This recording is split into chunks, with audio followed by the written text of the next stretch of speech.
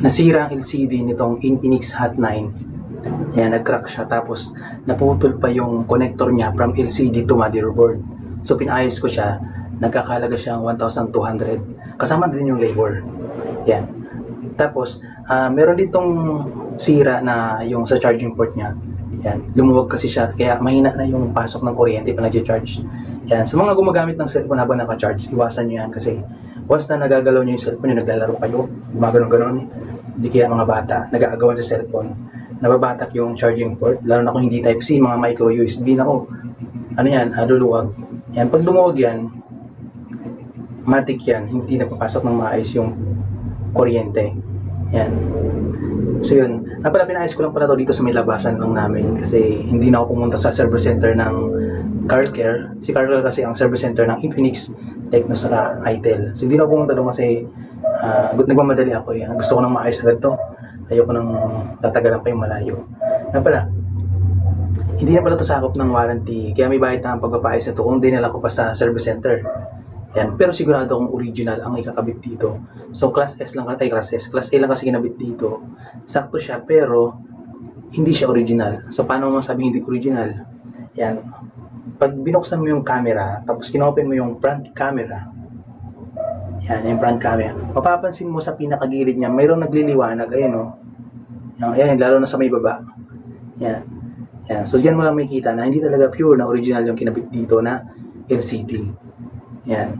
Pero sa gusto pa rin magpaayos ng cellphone sa service center ni Infinix, Tecno, or Itel, yan, tingnan nyo lang yung mga built-in app nyo dito. Meron ditong app na kung tawagin ni CarCare. CarCare. Hanapin nyo na lang CarCare. Saan ba nakalagay yun? Yan. So bago ni format, kaya hindi ko na kung nasaan. Ito, CarCare. Pag inopen mo yan, nandito yung mga location ng mga service center. Tapos hindi lang yun. Makikita mo na rin kung magkano yung price ng pyesa na sira sa cellphone mo. Alam mo ba? Sira yung LCD mo, makikita mo yung presyo doon. Kasama rin yung labor sa gagawa. Ang main purpose na kasi ng video na to, kumbaga, ingatan ninyo yung cellphone ninyo kasi gagastos ka kapag nasira to. Yan. Ito naman cellphone na to, binabili ko to ng 2020 pa, pandemic. Yan. So, binili ko yung nakuha ko na SAP. Yan. So, mahal pa to dati, mga 7,000 yata bili ko na ito, Infinix. Pero ngayon, ang mumura na ng cellphone. Nabala akong bibili. Kung magpapayos ka pala ng cellphone sa mga na repair shop ng cellphone, siguro din nyo na lang na hindi aabot sa halos kalahati na ng cellphone yung gagasusin mo. Alam mo bakit? Kasi para ka na rin bumili ng bago. Yan. So, meron ka lang 4,000, makakabili ka na ng magandang cellphone. Meron na siyang 128GB, magandang camera, 50MP, yung main camera, rear camera, sa 13, yan. So, ito nga pala yung sinasabi ko na kung gagastos ka lang naman sa pagpaparefer ng sobrang laki, pero hindi sobrang laki yung nagastos ko dito. Yan.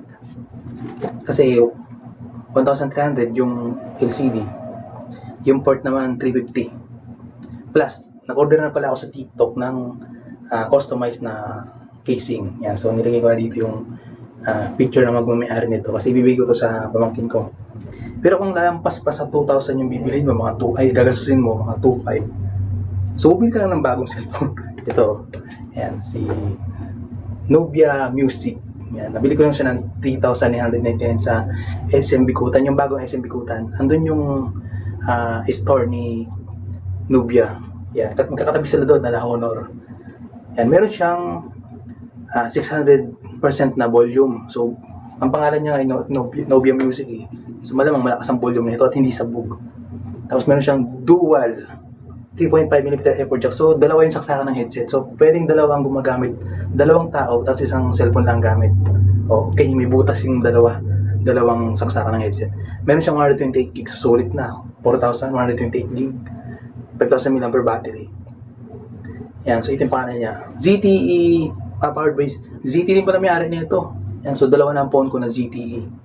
Saan na ba isa? Nakatago. Kaya yun, ginagawa kong wifi. Yan. Okay, sabangan nyo lang yung unboxing ko nito and review. Saka yung mga features nito, papakita ko rin sa inyo. Saka kung ano yung mga tips and tricks na makuha natin dito. So yan lang.